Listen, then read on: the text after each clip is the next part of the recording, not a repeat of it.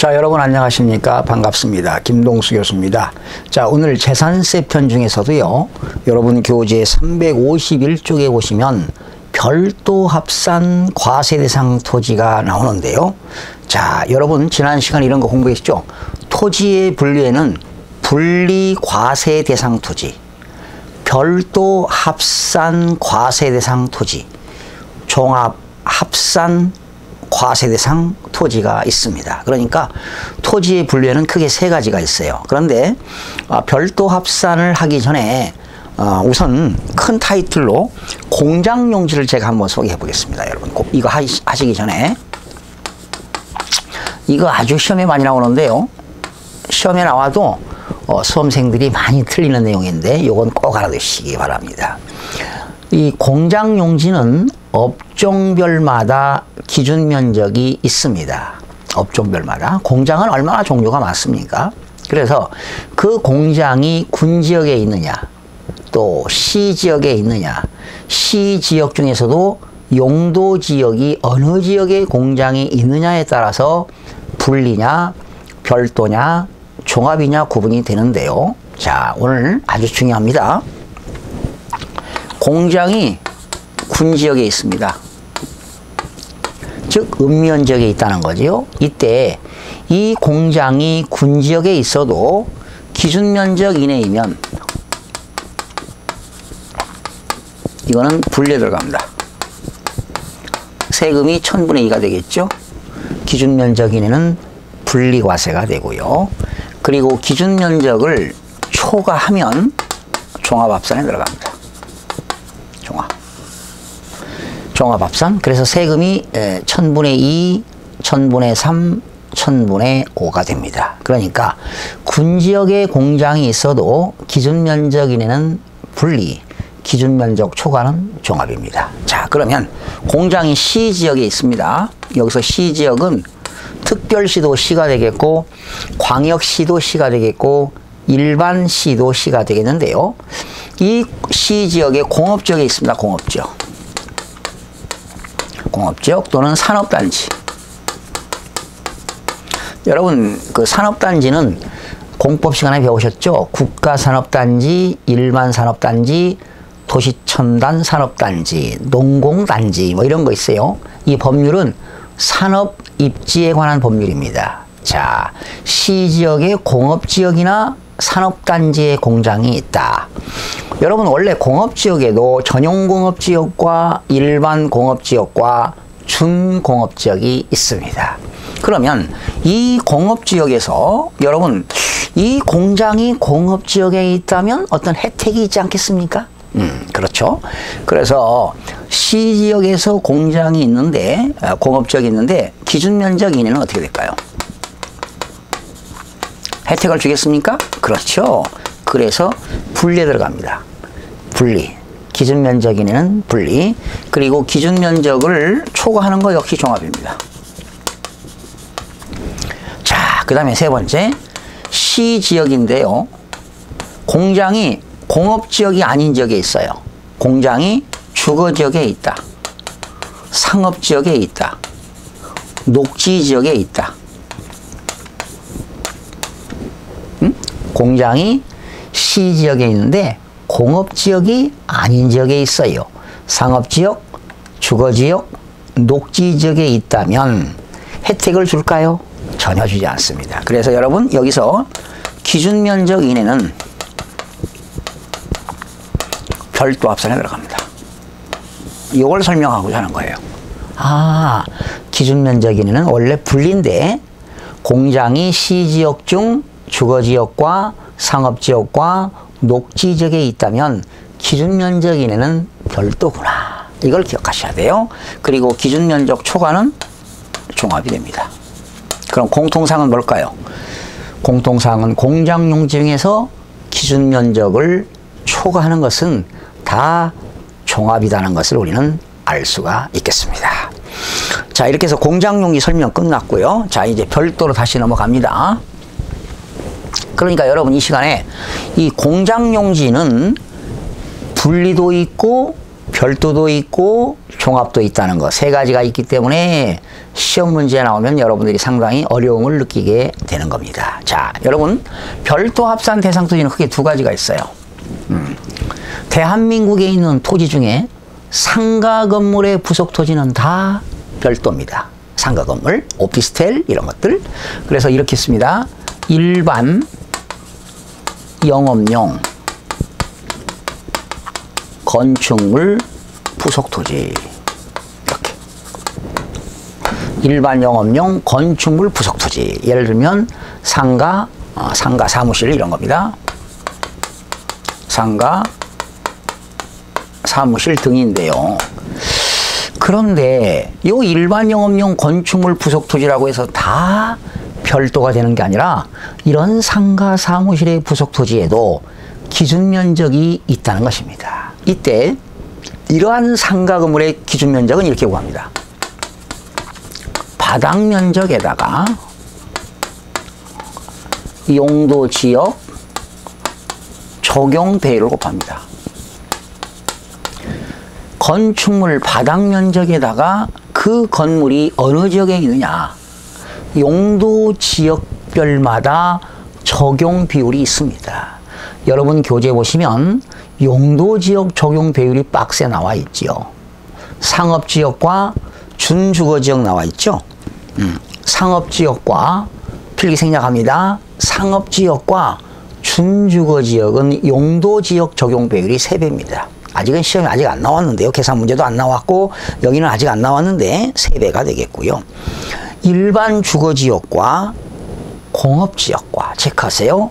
일반 공업지역과 주거지역, 일반 주거지역과 공업지역과 미계획지역은 4배입니다.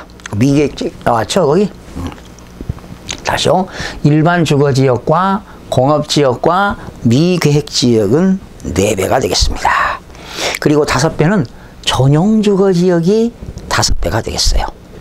그리고 녹지지역과 도시지역 밖에 있는 지역입니다. 비도시지역은 7배가 되겠습니다. 그러면 용도지역 적용 배율은 3배, 4배, 5배, 7배가 되겠죠. 6배는 없습니다. 3배. 상업지역과 준주거지역은 3배. 일반 주거지역과 공업지역과 미계획지역은 4배. 전용주거지역은 5배. 녹지지역과 비도시지역, 도시지역 이외의 지역은 7배가 되겠는데요.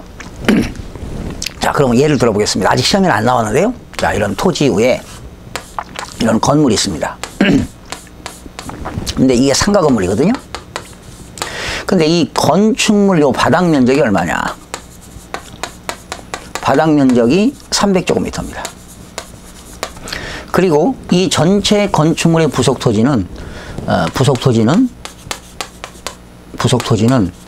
1500제곱미터입니다. 라고 가정합시다.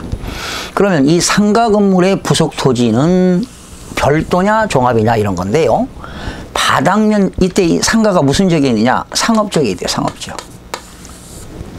상가가 상업지역에 있으면 용도지역 적용 배율이 3배거든요. 그러면 바닥 면적에다가 3배를 곱해자. 그러면 900이죠. 이 900제곱미터가 별도라는 겁니다. 별도. 900이 별도. 바닥 면적에다가 용도지역 적용 배율 곱한 900이 별도가 되겠고, 그런데 부속 토지가 1500이니까 900을 빼보세요. 얼마 초과됐나요?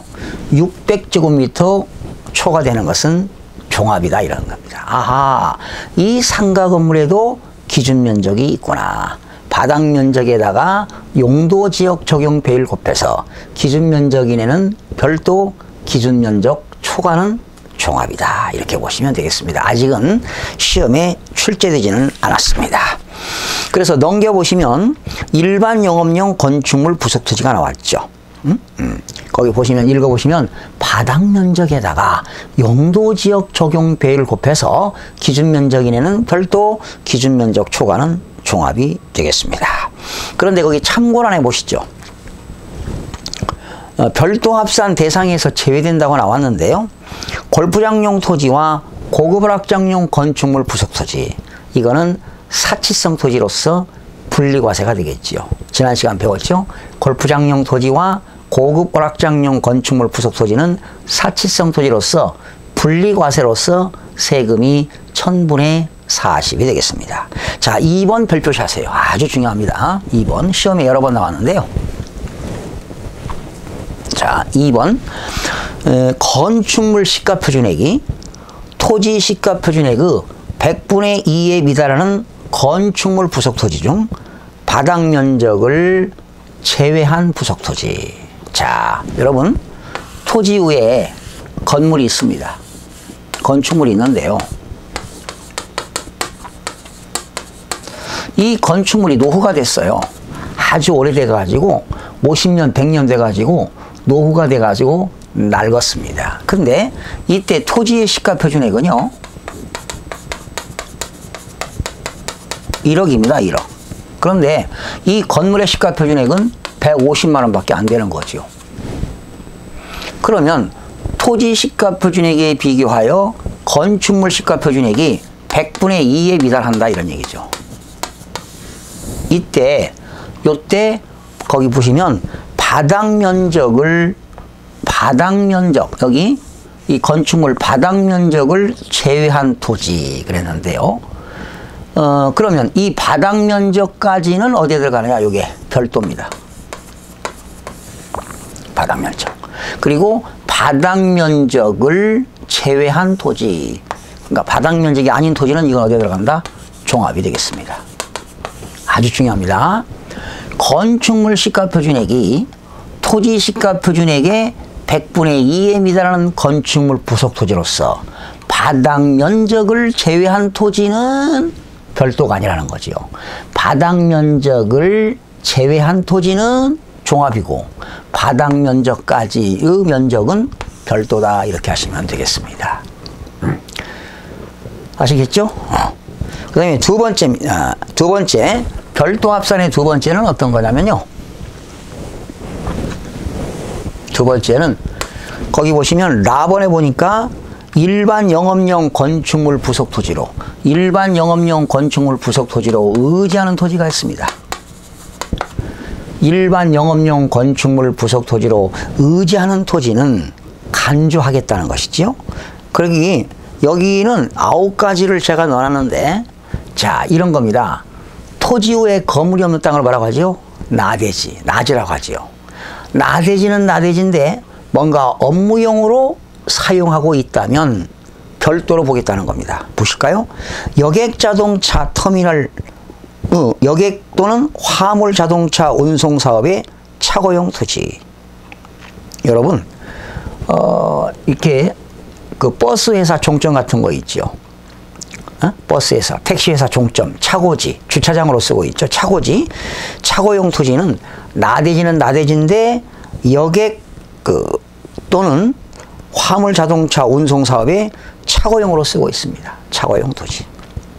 그리고 건설기계를 대여업 등 주기장, 건물 밖에서 5개 작업장용 토지도 별도에 들어가고요. 여러분 도로교통법에 의하여 자동차 운전학원용 토지, 여러분 자동차 운전학원에 가면은 연습용으로 쓰고 있잖아요. 그건 법이 쓰세요. 도로교통법입니다. 도로교통법. 운전학원은 도로교통법에 의하여 경찰청장으로부터 인허가를 받아서 설립하는 건데요.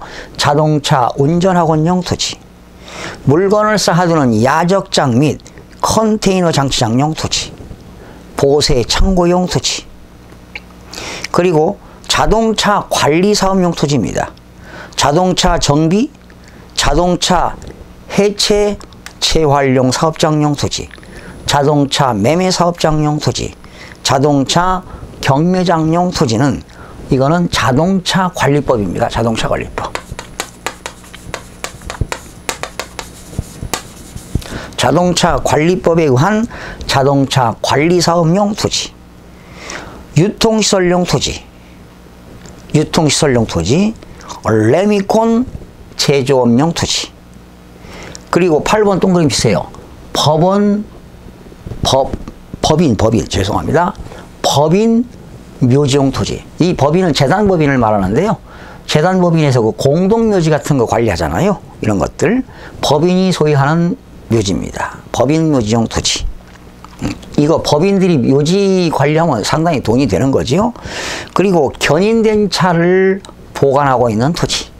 견인된 차, 도로교통법 위반해가지고 견인되잖아요. 견인된 차를 보관하고 있는 토지.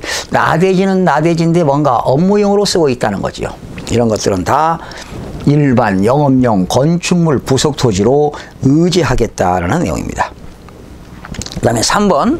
자, 이제 세 번째, 분리과세도 아니고요. 별도도 아닌 것은 종합합산 대상 토지가 되겠습니다.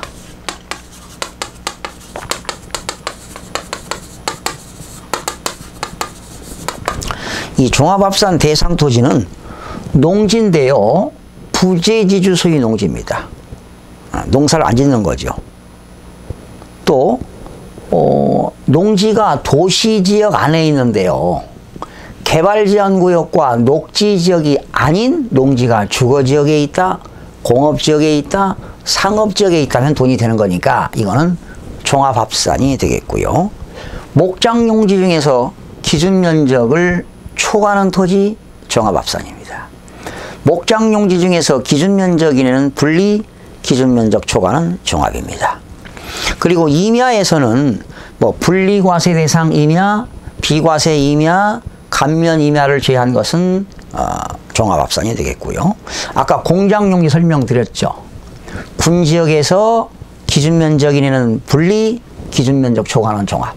시지역에서 공업지역에 있다, 기준면적 이내는 분리, 기준면적 초과는 종합. 시지역에서 공업지역이 아닌 주거지역, 상업지역, 녹지지역에 있다, 기준면적 이내는 별도, 기준면적 초과는 종합이 되겠습니다. 건축물 부속토지죠. 일반 영업용 건축물 부속토지 중에서 바닥면적 곱하기 용도지역 적용 배율해서 기준면적 이내는 별도, 기준면적 초과는 종합이 되겠습니다.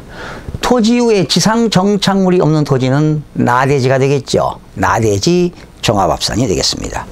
건축법에 의해서 허가를 받지 아니하는 무허가 건축물 부속 토지도 종합이 되겠습니다. 지목이 잡종지입니다.